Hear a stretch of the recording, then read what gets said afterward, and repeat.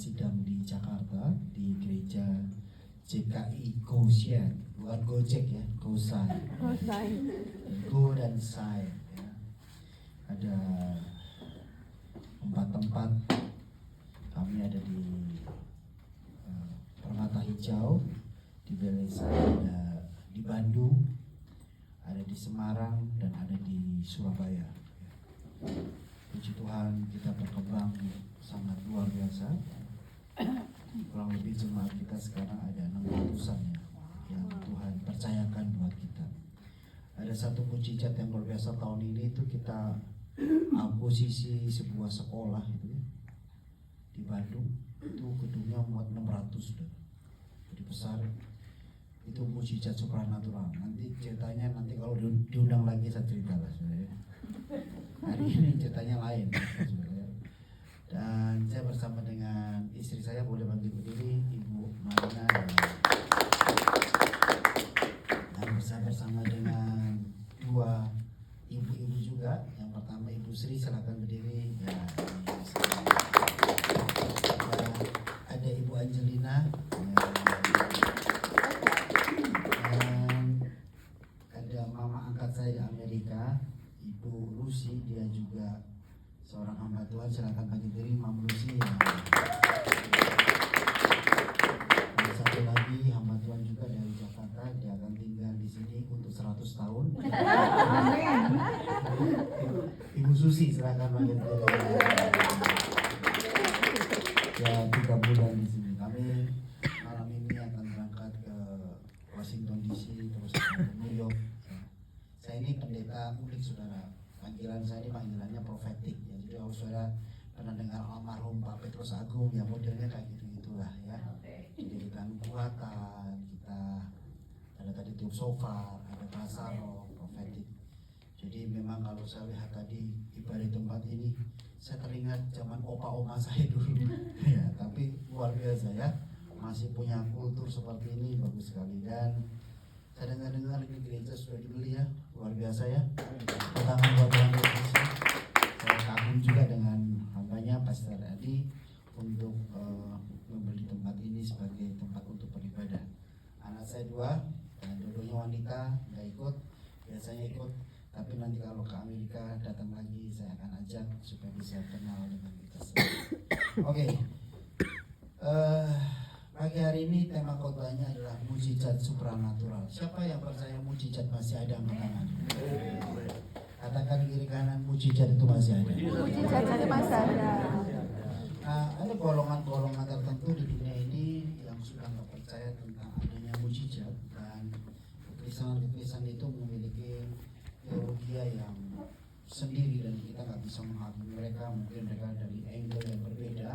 Mereka mengatakan bahwa Kristenan yang mengandalkan mujizat adalah Kristenan yang palsu dan yang lainnya. Ya, silahkan aja mengatakan seperti itu. Tetapi saya percaya bahwa Tuhan itu bekerja dulu, sekarang, dan selama-lamanya dengan kuasa yang sama. Yang percaya katakan amin. Kalau dunia bisa mengatakan bahwa mujizat itu ada, apalagi kita punya Tuhan yang penuh kuasa, pasti kita percaya mujizat itu masih ada. Nah, saya akan tambahin lagi, temanya adalah mujizat supranatural. Udah mujizat sama supranatural ya. Dan itu lebih unik lagi. Kenapa? Karena supranatural itu lebih kepada sesuatu yang di luar logika ya, di luar dari pikiran kita. Nah, saudara, cara bekerja Tuhan itu, kalau saya melihat di dalam firman Tuhan, dia bukan hanya mujizat, tapi ada supranatural. Di dalam firman Tuhan yang saya baca dari Matius, Markus, Lukas, Yohanes tentang kedatangan Tuhan Yesus ke dunia ini, begitu banyak hal yang dia lakukan itu memiliki mujizat supranatural. Contoh ya, misalnya Tuhan memberikan makan 5.000 orang dengan 5 roti 2 ikan ya. Itu unik sekali. Dan sampai sekarang para ahli juga ingin memecah belah hal itu, bagaimana caranya itu terjadi, tapi memang nggak bisa, nggak ada titik temu ya. Contoh lagi, Musa membelah laut ya, dengan tongkat. Itu mujizat supranatural yang di luar logika. Nah pertanyaannya, apakah hari-hari ini mujizat itu bisa terjadi dalam kehidupan kita?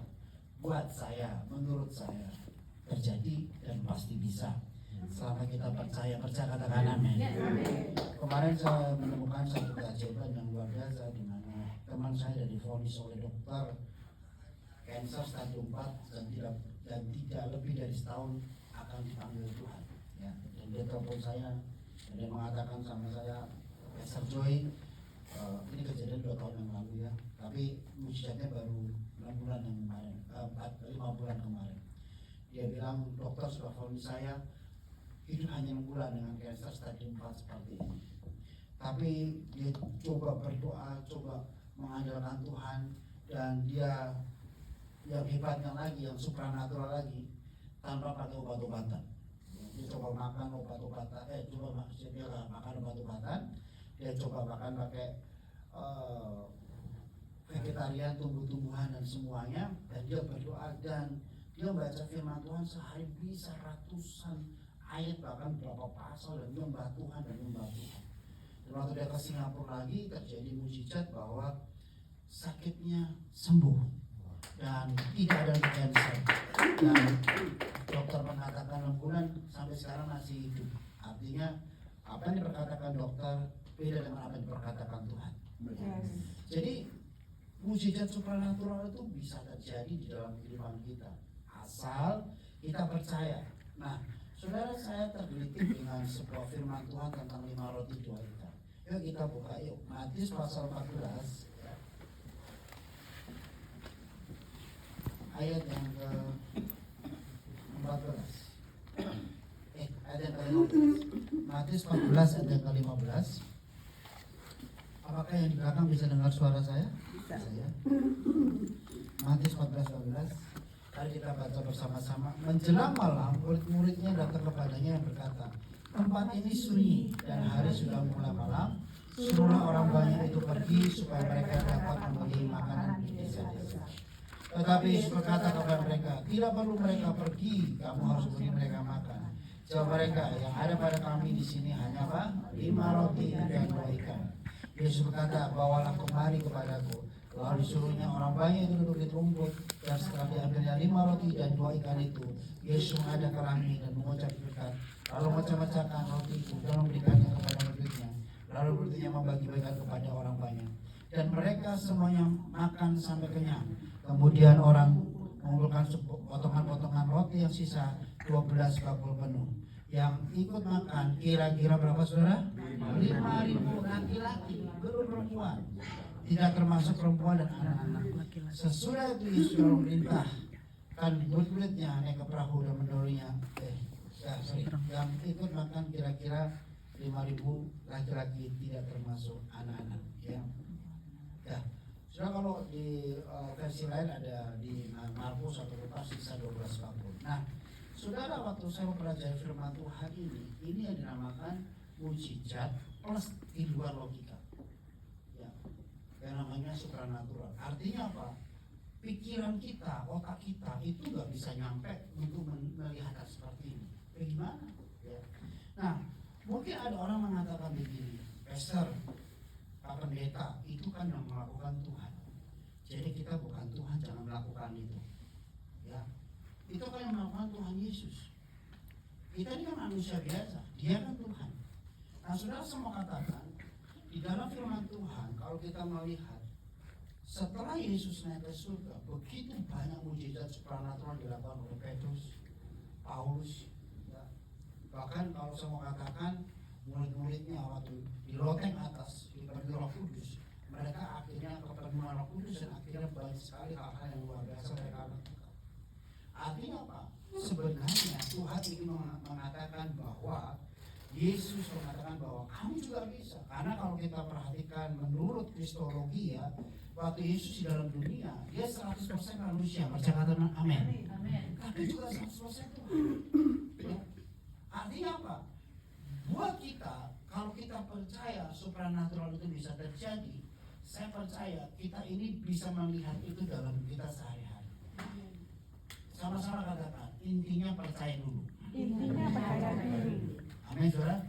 Karena kalau kalau sudah punya mindset udah blok, udah defense, udah nggak suka dengan namanya mujizat, mau dikatain seperti apa juga akan mau melakukannya. Tetapi kalau saudara percaya dulu bahwa apa yang Tuhan lakukan kita juga bisa lakukan, karena kita percaya Tuhan berikan kita Roh Kudusnya kuasai dalam hidup kita. Makanya saya percaya apa yang dikerjakan Tuhan kita juga bisa lakukan dalam kita sehari-hari. Percaya katakan amin. Minimal saudara menerima mujizat dulu, nggak usah sampai supranatural. Tapi hari ini izinkan saya untuk mengupgrade iman kita sampai ke supranatural. Ya, supaya apa? Supaya kita ini belajar bahwa di dalam hidup kita ini ada sesuatu yang luar biasa, yang supranatural yang Tuhan berikan dalam hidup kita dengan dasar ajaib. Nah, saudara, waktu kita melihat firman ini, ya, ada sebuah hal yang luar biasa. Kalau kita lihat ayat yang ke-15, menjelang malam, murid-muridnya datang kepadanya dan berkata, tempat ini sunyi dan hari sudah mulai apa? Malam. Suruhlah orang banyak itu pergi supaya mereka dapat membeli makanan di desa-desa. Nah, saudara perhatikan firman Tuhan ini. Ada satu poin di mana harusnya murid-murid ini mengatakan yang baik. Tuhan, misalnya contoh ya, ini orang-orang lapar, kita kasih makan gimana caranya. Tapi hari itu murid-muridnya bilang suruh mereka pulang. Nah, ada sesuatu yang membuat saya melihat bahwa ayat yang ke-16 dikatakan, tetapi Yesus berkata kepada mereka, tidak perlu mereka pergi, kamu harus memberi mereka makan. Nah, disitulah ada kebingungan yang luar biasa, di mana murid-muridnya bingung lah, gimana ini 5.000 laki-laki, belum perempuan, belum anak-anak. Artinya mungkin kalau dijumlah-jumlah bisa 10.000 orang. Begitu banyaknya orang, saya mau kasih makan apa? Zaman dulu nggak ada Walmart. Zaman dulu nggak ada Costco. Kita bisa cari Costco atau Walmart untuk beli makanan dan akhirnya kita belikan mereka makanan. Hari itu mereka bingung sebingung. Nah, saudara, ini yang saya mau katakan sama saudara. Mujizat terjadi dan supranatural terjadi. Posisi kita lagi bingung, katakan kiri kanan. Posisi kita lagi bingung. Posisi kita lagi bingung. Nah, kalau kita lagi stres, berat itu bingung gitu ya, cari Tuhan, mujizatnya pasti ada.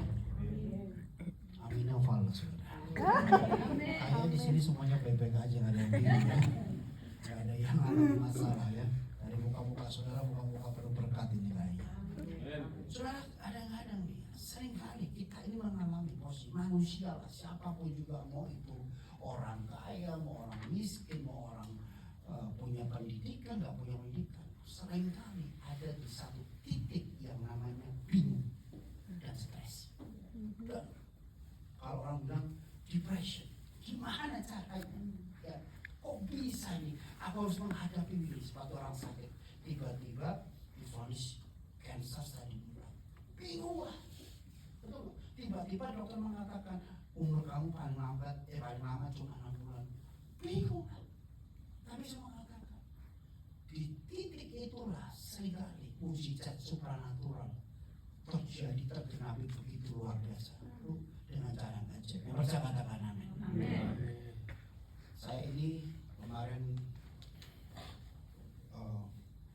cerita kepada beberapa orang. Saya akhirnya buka. Saya ini hamba Tuhan sudah hampir 20 tahun, tapi saya bergabung di CKI udah 10 tahun, jadi gembala di CKI 10 tahun. 10 tahunnya penginjil dan saya anak pendeta.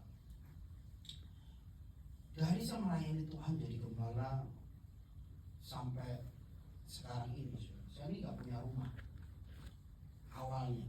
Jadi saya ini hidupnya kalau orang bilang itu kontraktor, kontrak sana, kontrak sini, muter aja.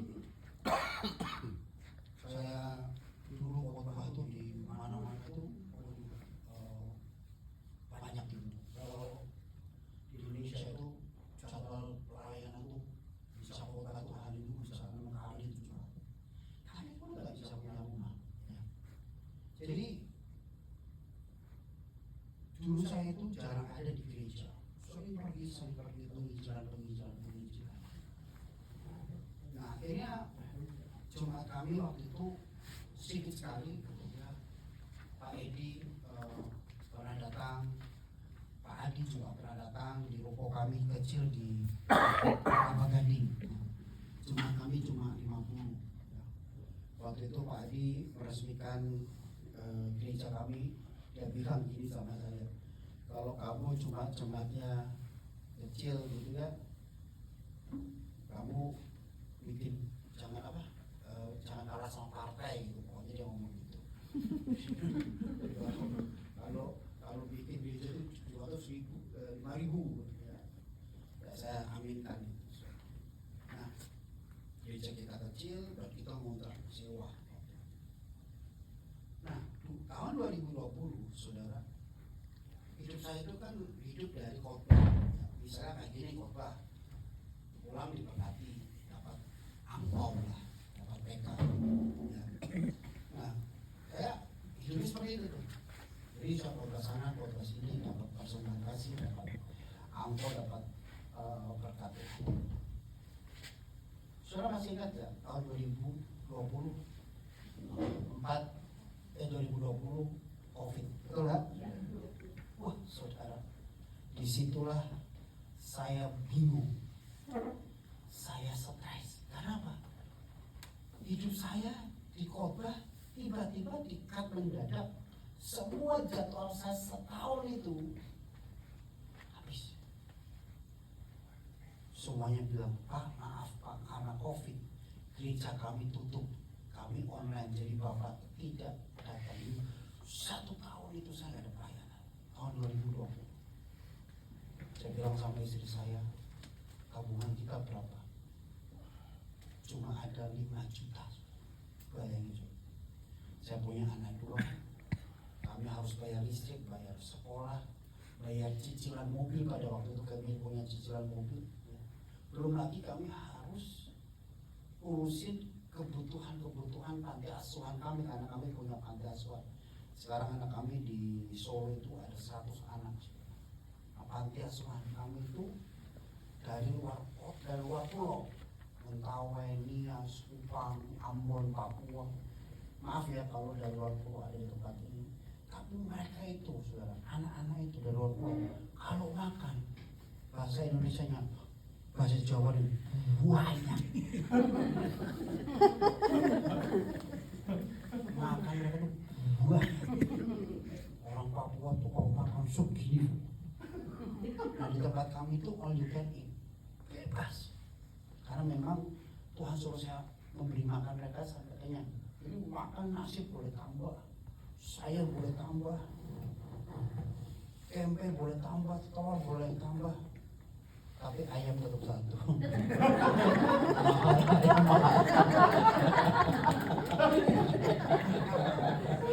Mahal ayam. Sobat kami itu, kalau pada sobat kami itu ada orang bikin acara ulang tahunnya, saya bilang, Bu, ulang tahun buat berapa orang? Kami yang SD aja. Oh maaf Bu, gak bisa, SMP SMA juga perlu makan gitu. Sudah tahu nggak? Karena dulu pernah ada kejadian anak SD aja 1 tumpeng itu mereka kayak minion langsung habis. Ya SMP SMA tuh lihat dari atas, bukan kita punya ada sound tingkat tuh kasihan juga. Jadi kalau tempat kami sudah makan apa aja habis lah. Mereka memang makannya hebat. Jadi waktu itu kami bingung, stres. Seperti mulut-mulut pada waktu itu. Jadi memang di dalam kehidupan kita sering ada titik seperti itu. Wajar, katakan karena wajar. Kenapa? Di titik seperti itulah Tuhan bekerja. Amin. Kalau hidup mulus-mulus terus tuh kadang-kadang gak wajar.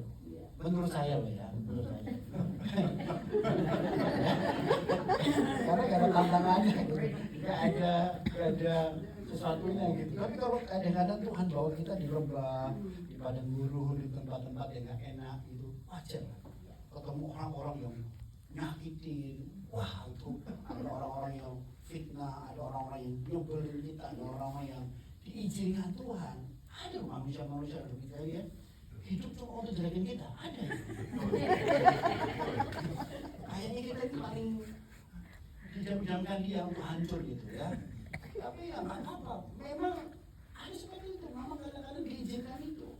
Tapi kadang-kadang waktu itu itu nanti terjadi tiba-tiba Tuhan berkati kita, itu orang-orang itu kan malu dengan apa yang mereka lakukan karena Tuhan tuh bela saudara. Yang saya katakan amin. Katakan berikan kalau di tempat kalau bingung wajar gitu.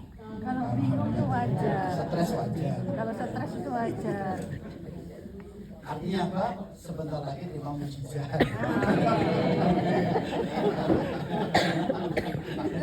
Apa saya katakan amin? Aminnya kok gak semangat loh. Kayaknya gak suka mujizat itu. Akhirnya saya bilang sama istri saya, gimana ya? Nah, akhirnya waktu itu saya bilang sama Tuhan, Tuhan, saya gak tahu harus berbuat apa. Jual mobil lah.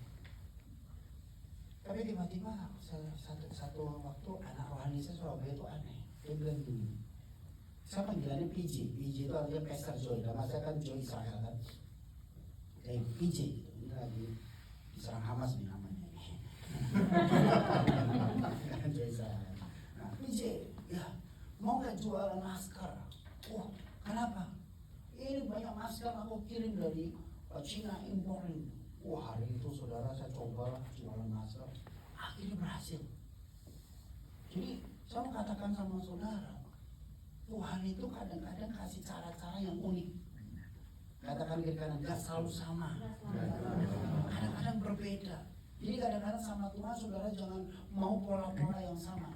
Kadang-kadang Tuhan itu bisa menyembuhkan ya. Lihat ya kan, waktu perempuan pendarahan 12 tahun, nyembuhin Tuhan pakai apa? Menjamat jubahnya. Itu gak saudara?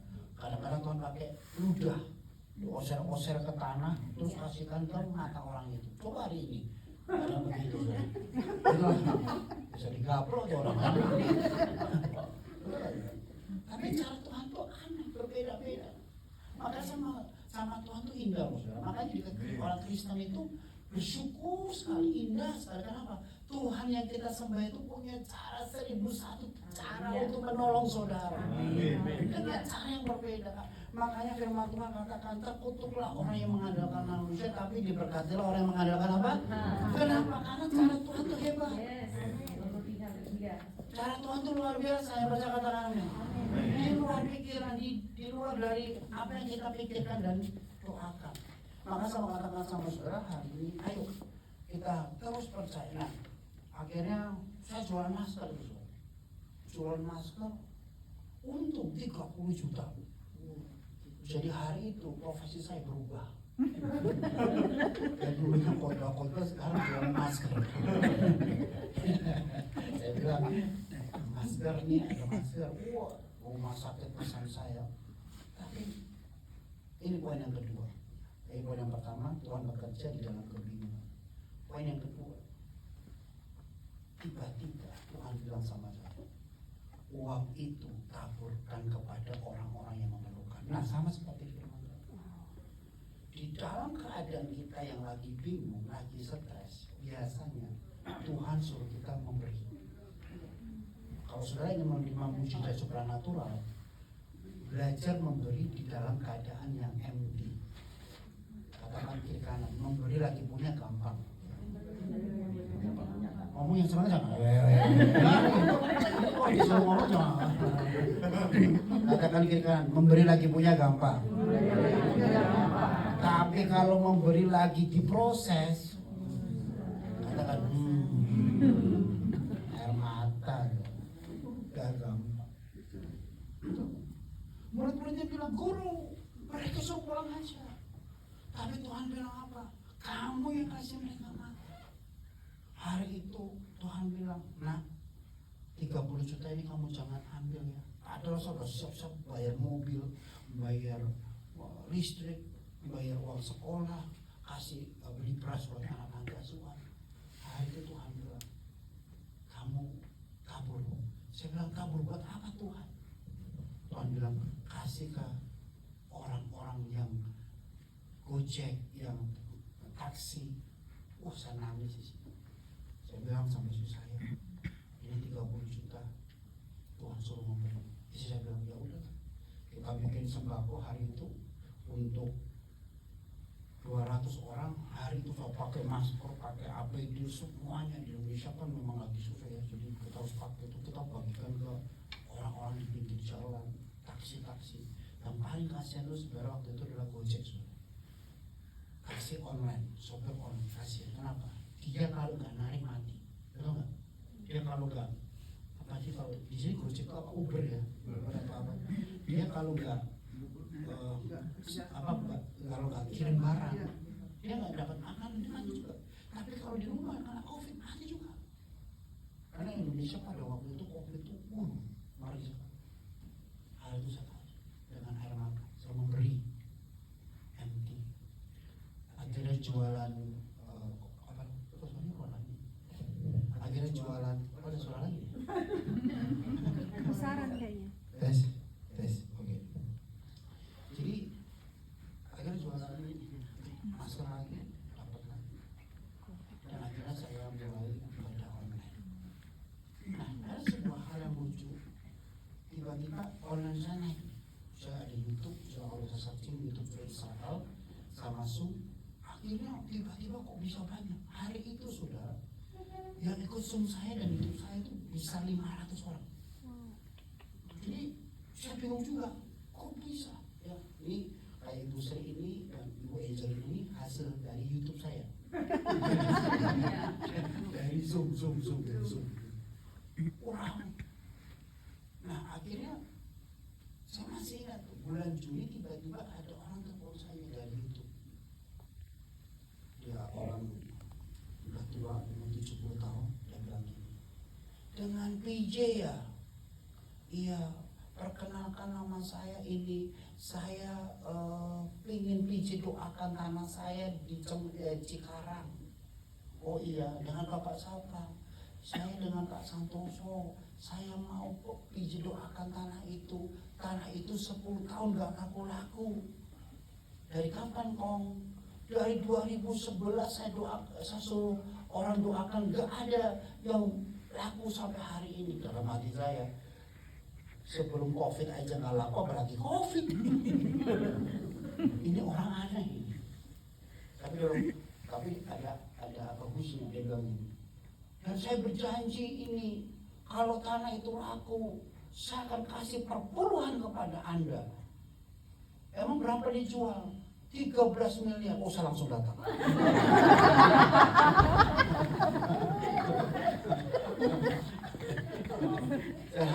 saya langsung pergi. 13 miliar.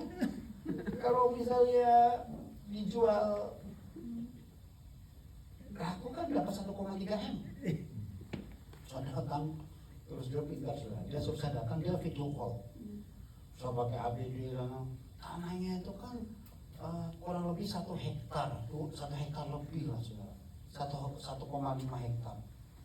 Ya di situ, ya Pak, ya BJ, tolong puterin. Wah, ya saya puterin. Ya di rumahnya, saya di situ. Udah saya pulang, saya nggak berpikir apapun. Buat saya ya udahlah. Hari itu saya masih hidup dari penjualan masker dan masker saya tambah laku dan saya hidup dari ibadah Zoom. Waktu itu Zoom saya setiap hari, jadi saya diberkati Tuhan. Saudara nggak tahu kenapa, saudara. Tanah itu laku. 13,5 M yang beli orang Korea. Tapi ada tapinya. Orang ini nggak ngomong apapun sama saya. Bayangin aja. Saya nggak tahu apa-apa dan saya nggak pernah tanya. Udah laku belum Kong? Nggak pernah tanya. Saya anggap aja saya. Februari 2021 dia telepon saya. PJ, tolong ketemu saya, penting. Oh gimana? Nanti saya akan cerita lah. Februari saya makan sama dia, sama saya makan di Central Park. Dia ngobrol sama saya. Saya mau kasih perpuluhan. Udah laku ya? Udah. Tahun lalu. Lu kok gak ngomong?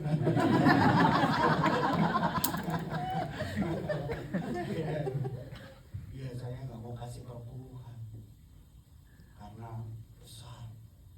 Istri saya yang paksa saya. Saya bilang enak sekali pendeta, dapat 1,3 miliar. Gak usah lah. Tapi akhirnya saya 4 biji. Kenapa? Saya dicekek Tuhan. Lagi tidur, cekek. Kasih nggak tuh perempuan, kasih nggak tuh perempuan.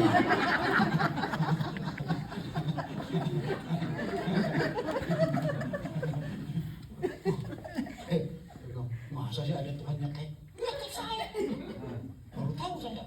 Firman Tuhan ini di mana? Maka mau nyekek lagi aja kalau. Sampai 3 kali saya nggak bisa nafas. Umur saya kan udah 71. Ya udahlah daripada saya mati.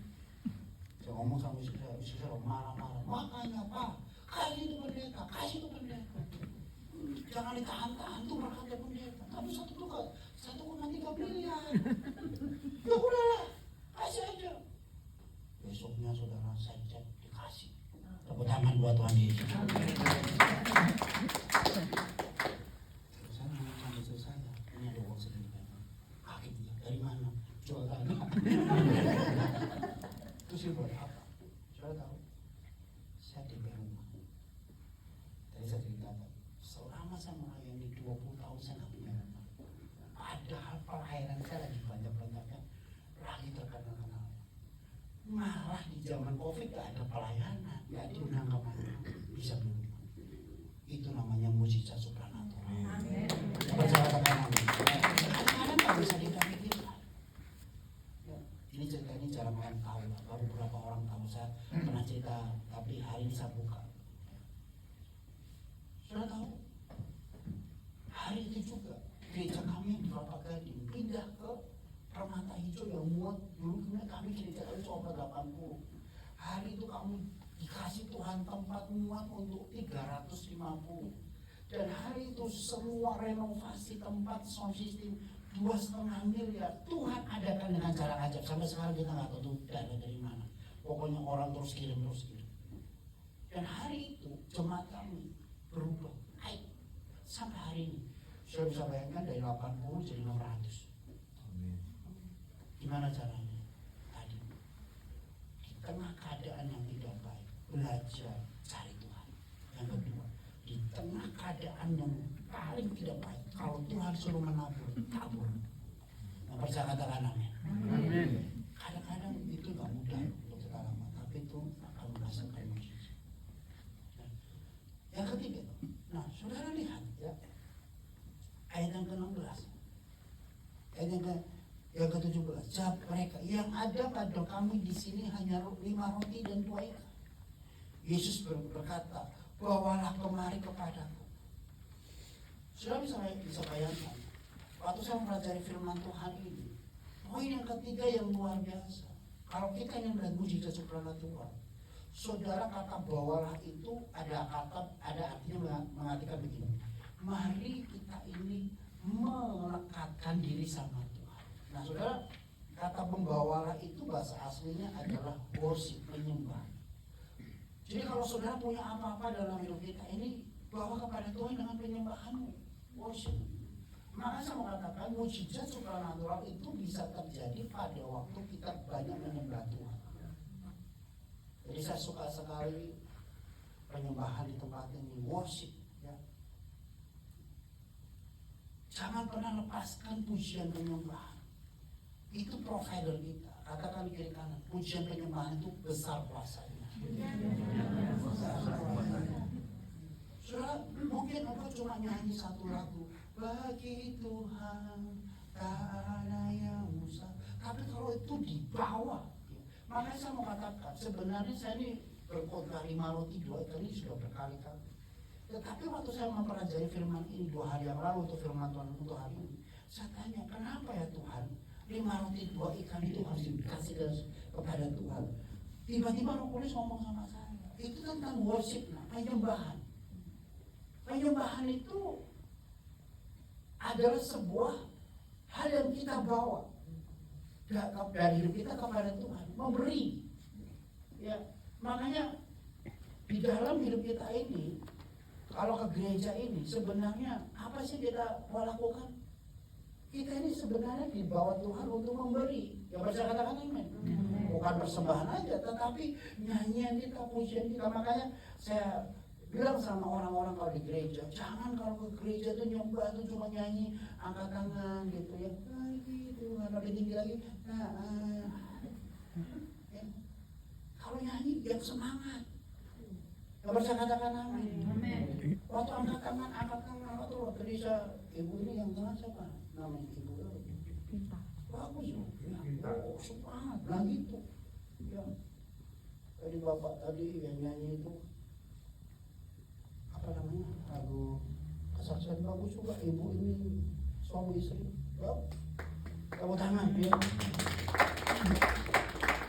Walaupun manula, tapi kalau saudara ini tuh dimasukin urapan anak muda kan bisa juga. Buat saya gak ada manula, buat saya kita semua muda-muda ya, masa kata-kata. Apa tua itu kan cuma umur, betul nggak? Tapi kan dalamnya kita ini harus semangat, katakan semangat. Harus semangat. Umur boleh 70 tahun, tapi semangat masih 30 tahun. Nah,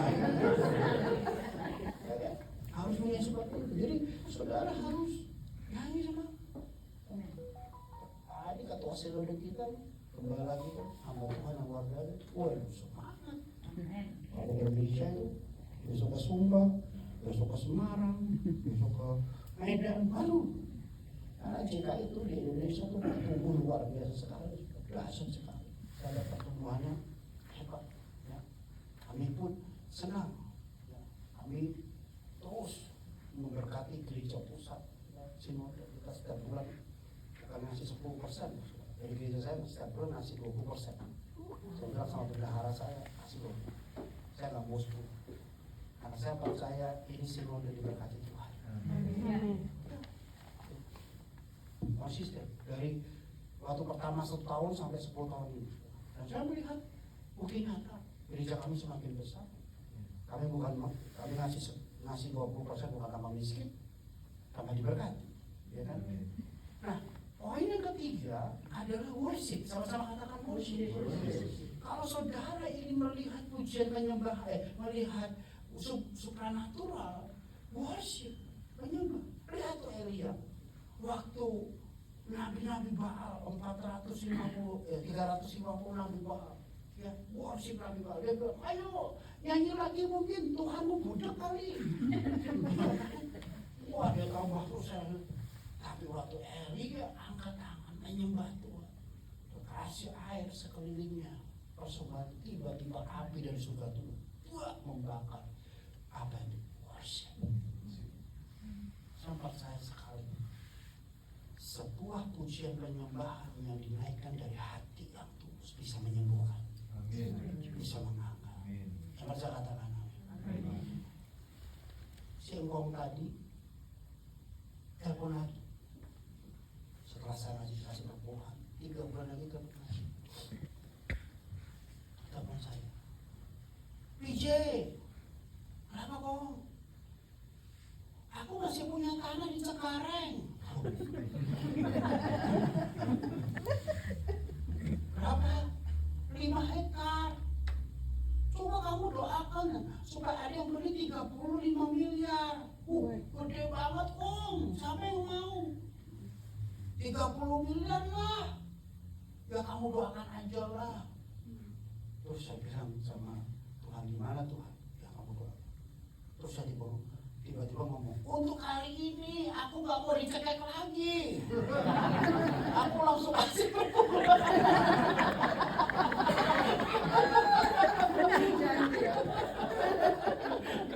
Saudara, memang hokinya orang itu ya beda-beda. Saya doain tanah dia, itu pendeta-pendeta dia gak ada yang laku.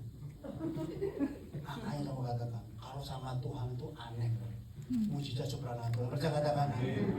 Saya doain lah ke Cengkareng, kayak video call. Ini bang tanahnya, iya. Doain dia. 2 minggu ada yang beli. Tepuk tangan buat Tuhan dia. Hari itu dia jujur sama saya. Dia bilang, kamu pakai ilmu apa? Gak ada ilmu apa-apa. Kamu pakai apa, jurus apa? Gak ada jurus apa-apa. Sudah tahu ya, hari itu laku.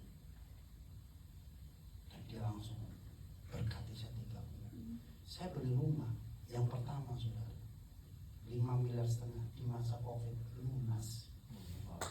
Dengan cara saya bilang sama istri saya, kok COVID orang lagi susah kita beli rumah. Yang lucunya lagi di masa COVID itu saya belajar banyak hal. Ternyata saudara banyak orang salah. Waktu goncangan datang ya, saya baru tahu kenapa Tuhan tuh bisa berkati begitu rupa. Karena uang masker saya itu, akhirnya saya gaji cuma 4 bulan jual masker, setelah itu saya nggak jual lagi karena tiba-tiba berkat itu datang kayak air. Saya tahu di masa itu kami kasih sembako seterusnya. Dan hari ini kalau saya mengatakan Surabaya, berapa sembako yang kasih? Ya bisa, kurang lebih bisa 35.000 sembako, dan itu tidak pernah selesai sampai hari ini. Kemarin terakhir kami baru ngasih 500 orang. Setiap tahun kita kasih banyak orang. Sudah tahu? Itu penyembahan. Yang bisa katakan amin. Jadi saya mau katakan sama saudara, jangan saudara ini jadi orang Kristen malas menyembah Tuhan, malas baca firman, malas dengarkan lagu-lagu. Wah, ayo punya kehausan dan kelaparan akan Tuhan. Itu yang akan membuat aku melihat mujizat supranatural. Amin. Yang percaya katakan amin. Saya belajar satu hal ya saudara dalam hidup saya. Ya, kalau saya mau bersaksi itu panjang. Pokoknya intinya gini aja lah. Waktu pas COVID itu, ya, saya tuh punya satu rumah, dikasih lagi sama Tuhan satu apartemen, dikasih lagi sama Tuhan satu tanah. Dalam waktu 3 tahun Tuhan kasih berkat seperti itu. Saya khotbah kemana-mana, keliling mana-mana, gak bisa beli rumah.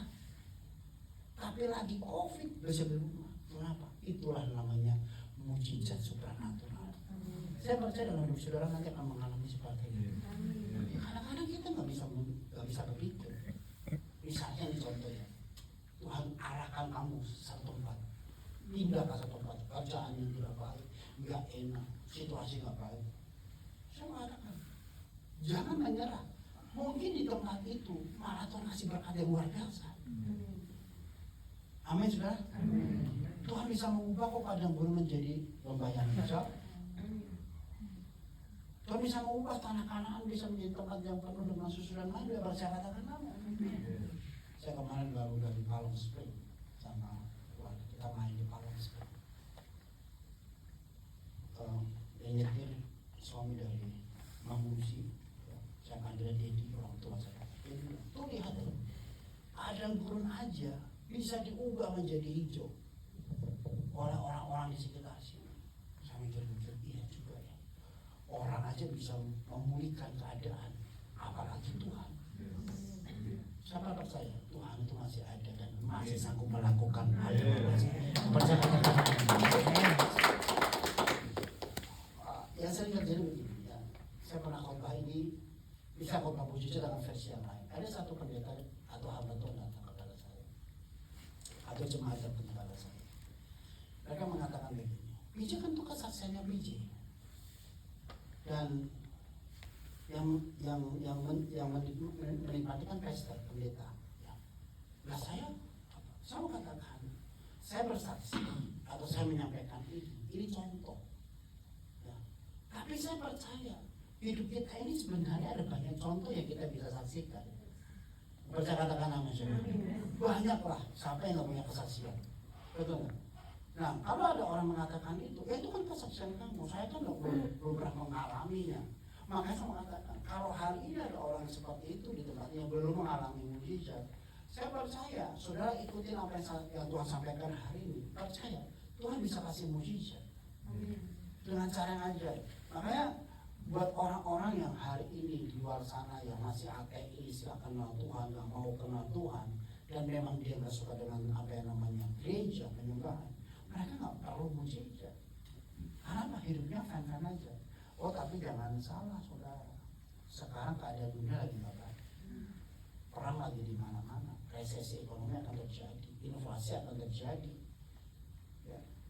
Saudara tahu, Saya baca di sebuah artikel dengan kejadian COVID kemarin 2000 sampai 2023 orang cari Tuhan nambah 50%. Kenapa? Biasanya orang lagi cari Tuhan lagi susah. Betul nggak saudara? Iya. Ini ke depannya lebih parah lagi. Orang, saya bersyukur ya, Presiden Donald Trump yang dipilih. Saya sih senang, dari dulu saya suka sekali dengan Donald Trump. Ya. Saya berdoa Amerika akan diberkati Tuhan. Amin. Amin. Dan saya juga berdoa nih, yang di gereja kita ini sekarang ini, yang datang hari ini, kalau saudara memang sedang memerlukan firman Tuhan tentang mujizat, hari ini saya percaya ini pas buat saudara.